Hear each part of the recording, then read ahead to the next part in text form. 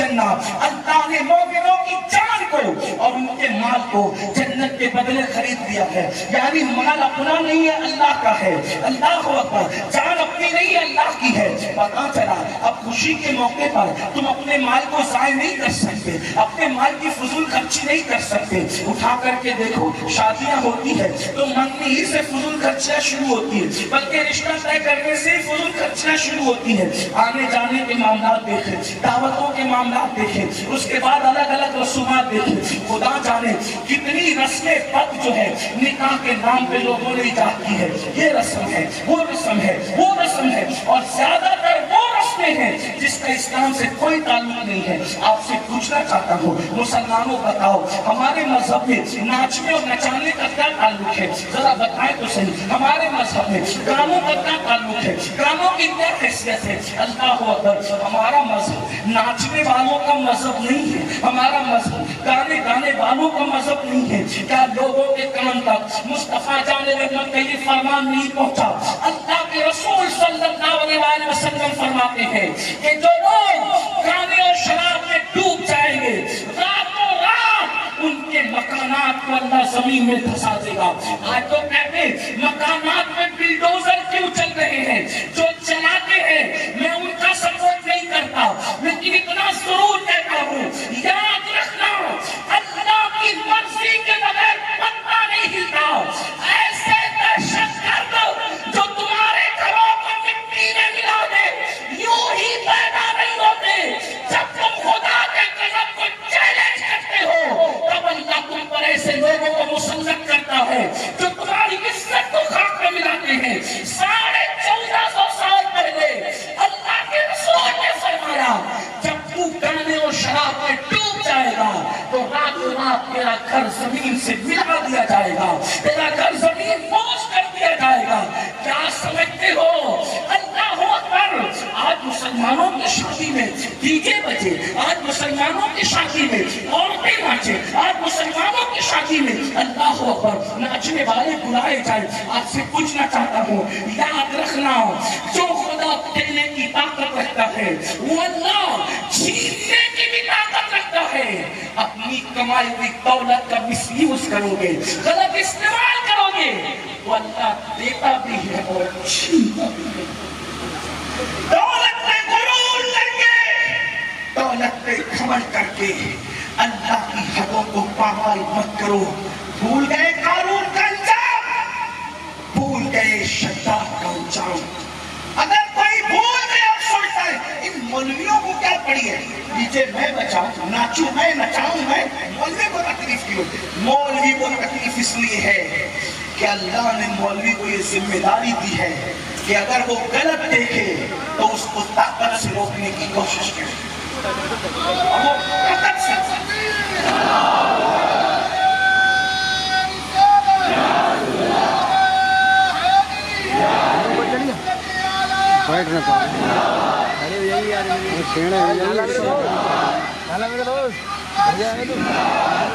اور وہ طاقت سے نہیں روک سکتا، وہ زبان سے روکے، اور زبان سے بھی نہیں روک سکتا.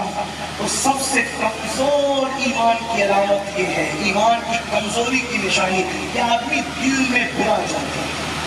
منع نہیں کرے دل میں صرف برا جانے، یہ کمزور، یعنی جو برائی کو دیکھ کر برا سمجھے یہ کمزور ایمان والے. ایمان ان کا کمزور ہوگا، اس کے دل میں برائی کو برا جان رہے. لیکن آگے بڑھ کے میں کہتا ہوں نہ لوگ ہاتھ سے روکتے ہیں، نہ لوگ زبان سے روکتے ہیں، نہ لوگ دل میں برا جانتے ہیں، بلکہ لوگ تو وہاں جا کر تماشائی بن کے کھڑے ہوتے ہیں. جب دل میں برا جاننا کمزور ایمان کی نشانی ہے تو جو دل میں برا بھی نہیں جانتے، کیا ان کے ایمان کا طوطا تو نہیں اڑ گیا؟ کہیں ان کا ایمان ان کے دلوں سے نکل تو نہیں گیا؟ اس لیے مسلمانوں اللہ کے غضب کو چیلنج مت کرو. آج کہ میں آپ کو بتاؤں، شداد بہت مالدار انسان تھا، بہت مالدار تھا، بہت دولت دی تھی اللہ نے. جب اللہ نے دولت دی، بادشاہ کی حکومت دی، میرے بھائیوں تم تو زیادہ سے زیادہ کسی فیکٹری کے مالک ہوں گے، آپ اور ہم تو زیادہ سے زیادہ तिजोरियां भरी होंगी, बैंक में पैसे पड़े होंगे, कई मुल्कों में तिजारत हो रही होगी।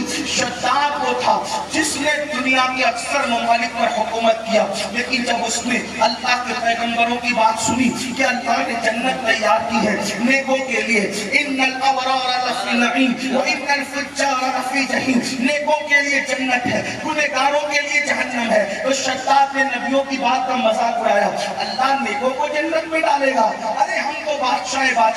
जैसे आज सोचे ना ये मौलवी क्या करेंगे और हमें कौन क्या मना करेगा, दौलत हमारी, माल हमारा, हम जो चाहे करें। नहीं, सबकी रगे अल्लाह की दस्ते कुदरत में है, सबके सरों के बाल उसके दस्ते कुदरत में है। वो खुद फरमाता है इन्ना बतश रब्बिका लशदीद, तेरे रब की पकड़ बड़ी सख्त है।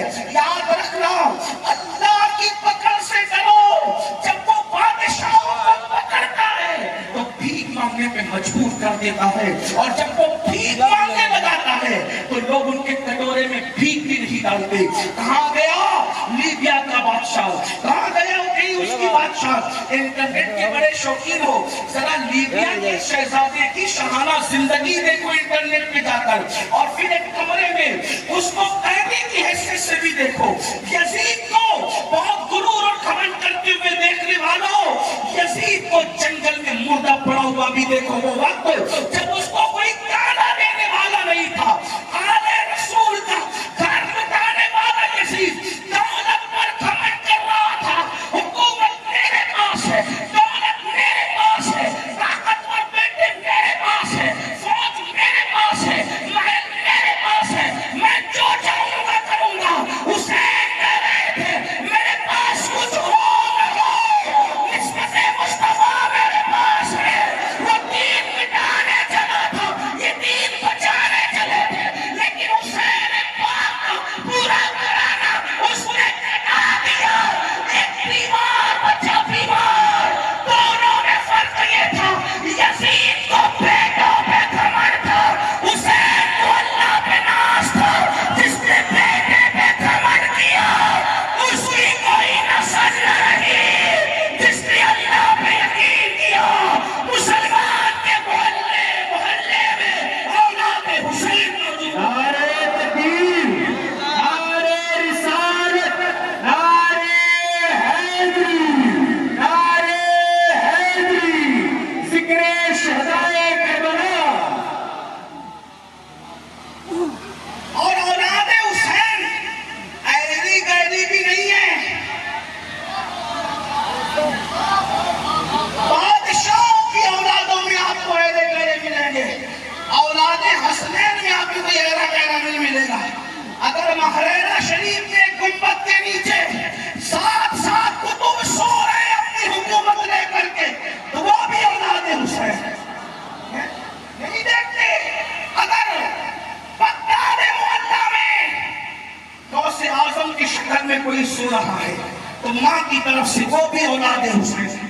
90 लाख तो कलमा पढ़ाकर जो पूरे हिंदुस्तान पे अकेले कब्र से हुकूमत कर रहा है, वो मोइनुद्दीन चिश्ती भी औलाद हुसैन है। जिसने अपना जनाजा खुद पढ़ाया है वो साबिर कलियर भी औलाद हुसैन है। जो वारिस देवा नहीं बल्कि देवा है वो भी औलाद हुसैन है। अंदाजा तो फरमाए, पता चला दौलत पर घमंड मत करना, रिस्क वाले की तरफ देखना जो रिस्क दे रहा है। लोग कहते हैं पहले बहुत अच्छा चलता था हज़रत, अब इसमें क्या करते अच्छा नहीं चलता। मैंने कहा इसमें कुछ नहीं करते। क्या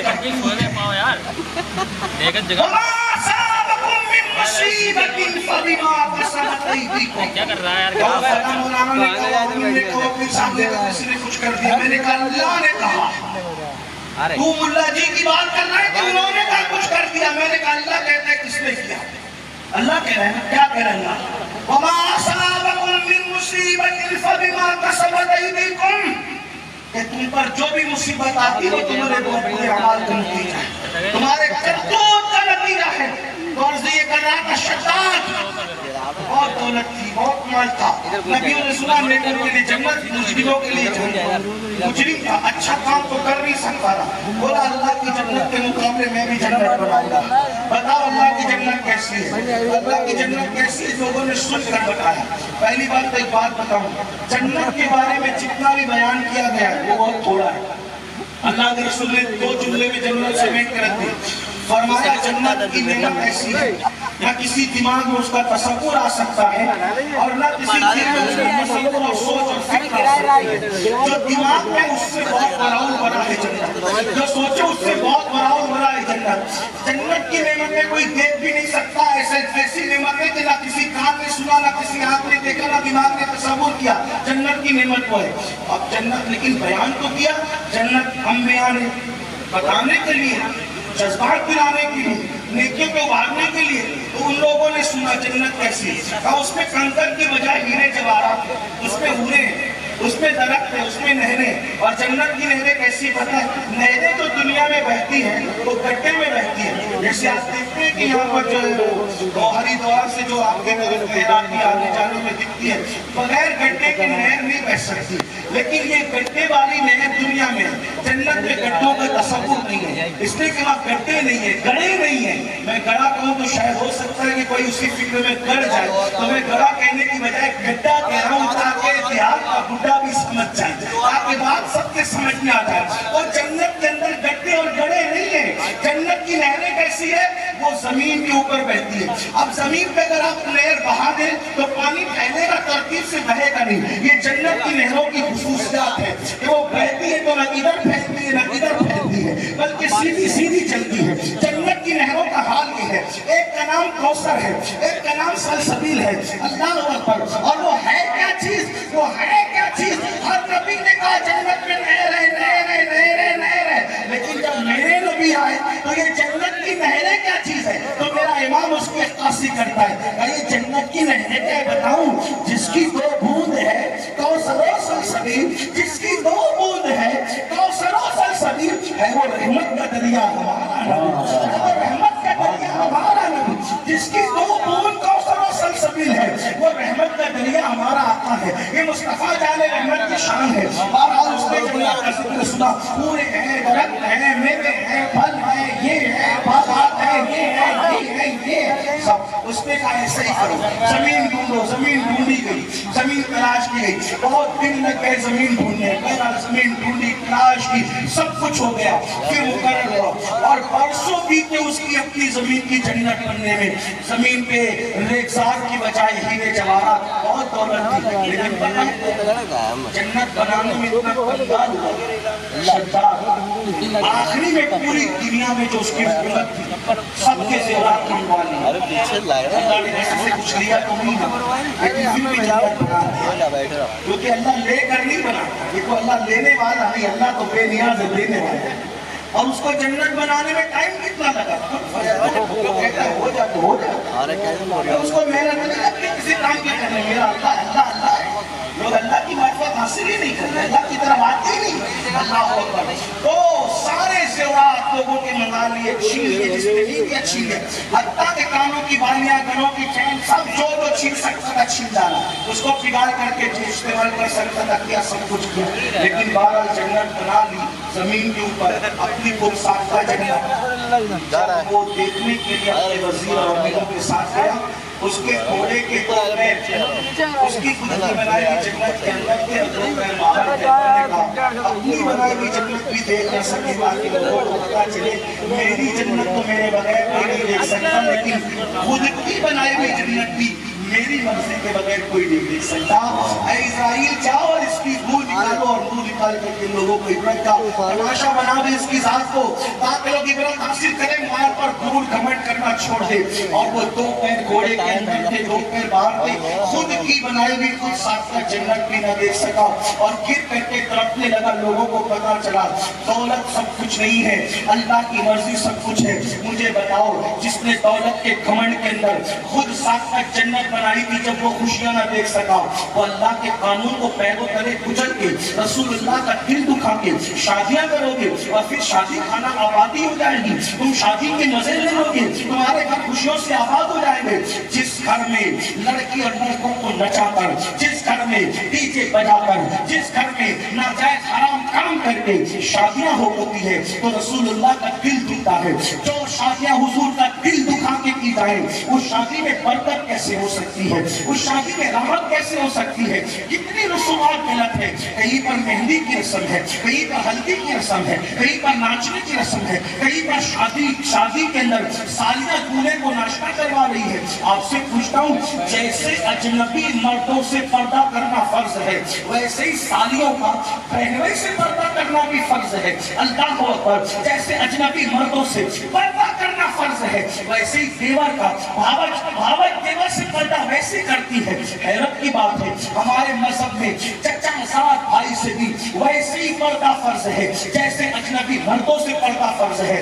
آج کہاں گیا وہ تصور، آج کہاں گیا وہ قانون؟ لوگ اپنی مرضی سے شادیاں کر رہے ہیں۔ کہیں شادی کے نام پر اللہ اکبر انگلیوں میں انگوٹھی پہنانے کا رواج ہے، پاکستانی سرجنوں کے نام پر اور پاکستانی سرجنوں کے نام پر جو شادیاں جنازہ نکال رہی ہے۔ میں عرض کرنا چاہتا ہوں، کوئی بھی ملک ہو، کسی بھی ملک کا سرجن ہو، اگر وہ اسلام کے قانون کے خلاف ہے تو ہم اس پہ لعنت کرتے ہیں۔ اللہ اکبر، پاکستان سے نہیں، معاذ اللہ، اگر بفرض محال کوئی مدینہ منورہ سے بھی ایسا سرجن جو وہ شائع کیا جائے جس میں ہمارے دین کا مذاق ہے تو ہم اس سرجن کو قبول کرنے کے لیے تیار نہیں ہے، کیونکہ ہمارا دین سرجنوں کا محتاج نہیں ہے، سرجنوں سے ترتیب نہیں پاتا۔ ہمارے لیے ایک ہی ذات کو نمونہ بنایا گیا ہے، لَقَدْ كَانَ لَكُمْ فِي رَسُولِ اللَّهِ أُسْوَةٌ حَسَنَةٌ، تمہارے لیے تمہارے نبی کی زندگی نمونہ ہے۔ بتاؤ، یہ جو انگوٹھیاں منگنی کے ٹائم پہنائی جا رہی ہے ایک دوسرے کا ہاتھ میں ہاتھ لے کر کے، اس کا اسلام میں کیا تصور ہے؟ اور منگنی کی شرعی حیثیت اسلام میں کیا ہے؟ اور فوٹو نکالے جاتے، تصویریں بنائی جاتی، جس بات میں پارکوں میں گھوما جاتا ہے، اور نتیجہ یہ ہوتا ہے کہ شادی سے پہلے بہت ساری جگہ وہ سب کچھ ہو جاتا ہے جو شادی کے بعد کا تصور نہیں ہو سکتا۔ پھر منگنی ٹوٹ جاتی ہے، زندگیاں برباد ہو جاتی ہے۔ لوگوں کو بتا دو، جب اللہ کے قانون کو پیٹ کے پیچھے ڈالو گے تب تک تمہیں خون کے آنسو نظر آئیں گے۔ ہمارے یہاں 5 لاکھ روپے منگنی میں کوئی تصور ہی نہیں۔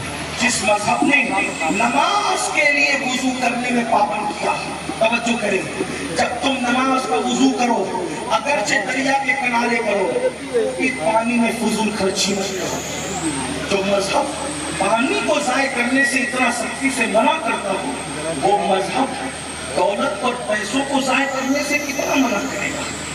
حضرات حسنین کریمین کی بات لیں، جب یہ لوگ کسی کو بھیک دیتے کیونکہ عنوان دونوں میں دونوں ساتھ لے کر چلوں گا، یاد رکھو چھوڑنا نہیں مجھے، یہ تو میری زندگی کا عنوان ہے، میں نے کیسے چھوڑ دیا؟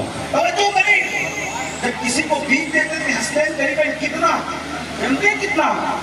بھکاریوں کو 50,000 ہزار دے دیتے تھے، کتابیں بھری ہوئی ہیں بھکاریوں کو، یعنی وہ مالدار لوگ تھے، فاقہ کرتے تھے پھر بھی مالدار لوگ تھے، فاقہ مجبور رہ کر نہیں کرتے تھے، اللہ کی رضا کے لیے۔ آج کل کا فیکٹریوں کا مالک بھی 50,000 ہزار بھکاریوں کو نہیں دیتے۔ ایک مرتبہ تینوں بھائی حج کو جا رہے تھے، امام حسن، امام حسین اور حضرت عبداللہ ابن جعفر طیار، یہ چچا زاد بھائی ہیں، تینوں حج کو جا رہے تھے۔ ایک عورت کے گھر میں رکے، گڑیا تھی، اس عورت نے ایک بکری ذبح کر کے تینوں کی میزبانی کی۔ آپ نے فرمایا، اپنا تعارف نہیں کرایا، فرمایا مدینہ شریف آنا، تمہیں اطلاع دینا مدینے کے رہنے والے۔ حج کو چلے گئے، واپس آئے، گڑیا اپنے شوہر کے ساتھ مدینہ منور آئی، خیال آیا کہ یہ 3 مہمان رکے تھے، اس کو پتہ نہیں تھا ہے کون، اپنا تعارف بھی نہیں کروایا۔ تعارف وہ لوگ کرواتے ہیں کہ ہم یہ ہیں، ہم وہ ہیں، ہم وہ ہیں، جو محتاج ہوتے ہیں، تعریف کے محتاج نہیں آل محمد۔ پھولوں کو کبھی ادھر لگایا نہیں جاتا، پھول کبھی خوشبو کے محتاج نہیں ہوتے، خوشبو تو ان کی خیرات ہوتی ہے. اپنا تعارف نہیں کرائے تھے، بتا دیا مدینہ منورہ کے رہنے والے. آنا تو کبھی یاد کر لینا. گڑیا دیار رسول میں آئی، آنے کے بعد شوہر سے کہا وہ 3 مہمان آئے تھے، ذرا دیکھتے تو ہیں، ان کو تلاش تو کرتے ہیں. وہ جا رہے تھے کہ اتنے میں اللہ اکبر امام حسن نظر آ گئے، اور وہ دیکھو وہ پہلا مہمان وہی نظر آتا ہے. امام حسن تھے بڑے خوبصورت، کتنے خوبصورت تھے. میرے امام کہتے ایک سینے تک مشابہ، ایک وہاں سے پاؤں تک، اس پہ سکتے ان کے جاؤں میں ہے نیما نور کا. اللہ اکبر. امام حسن رسول اللہ کی تصویر تھے. دیکھا دیکھو وہ مہمان، وہ ہمارا مہمان. گئے سلام کیا، پہچانا. امام حسن نے پہچان لیا. آؤ آؤ. گھر لے کے مہمانی کی، اور مہمانی کرنے کے بعد 1000 بکریاں اس خاتون کو دی، لے جاؤ تحفے میں. اور میرا بھائی وہ وہاں رہتا ہے، اس سے بھی جا کے ملو. جب وہاں گئے امام حسین نے 3000 بکریاں اس کو تحفے دے دی، ایک وقت کی دعوت کے بدلے میں. اور حضرت جعفر عبداللہ ابن جعفر طیار یہ بہت مالدار تھے، جو سیدہ زینب کے شوہر تھے، حضرت جعفر طیار کے بیٹے تھے. جب گئے تو کہا دونوں بھائیوں نے کیا دیا، اتنا دیا، اتنا ہی اتنا انہوں نے ڈبل کر کے دیا. بڑھیا بکری لے کر کے مالا مال ہوتے کہتی میں نے کس کو کھلایا ایک ٹائم کہ اس نے میری نسلوں کو مالا مال کر دیا. یہ یوں ادا کرتے ہیں. بھکاری آیا اور لکھا کہ میں سخی کے دروازے میں بھیک مانگنے آیا ہوں، ذرا کچھ دو، جلدی دو ورنہ لوگ پوچھیں گے تو میں کیا بتاؤں گا کہ مجھے کیا ملا. امام نے 50,000 دے کر کے خط لکھا اس کو کہ تو نے جلدی کی اس لیے تھوڑا دے رہے ہیں، اگر اور رکتا تو اور عطا کر دیتے. 50,000 دے کر بھی کہہ رہے کہ تھوڑا دے رہے. جس کے تھوڑے کا یہ عالم ہے اس کے زیادہ کا عالم کیا. نعرہ تکبیر، نعرہ رسالت. میں ان کی بخشش کے مقصد بھی جگہ زبان پر آیا نہیں، بن مانگے دیا اور اتنا دیا، دامن میں ہمارے سرمایہ نہیں. اللہ اکبر. اتنے مالدار تھے، بھکاریوں کو 50,000 دیتے ہیں. شادیاں کیسی تھی ان کے گھر.